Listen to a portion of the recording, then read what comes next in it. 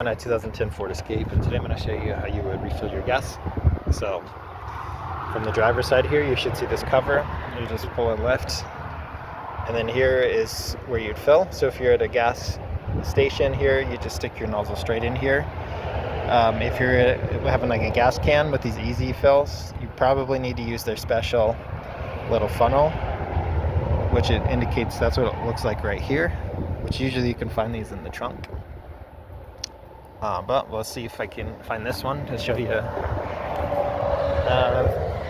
This trunk's closed, but usually down kind of near your spare tires you might find it. Most Fords have these, but it just looks like this little white funnel, so you'll have to stick this in first, and then from there you can fill from your gas can.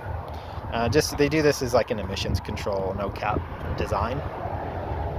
But that said, make sure you're using the proper gas as well, which most gas stations you should be able to use like an 87, like a regular unleaded type for these. But once you've got it filled, all you have to do is close this and you're good to go. Hope this was helpful. You have a wonderful day.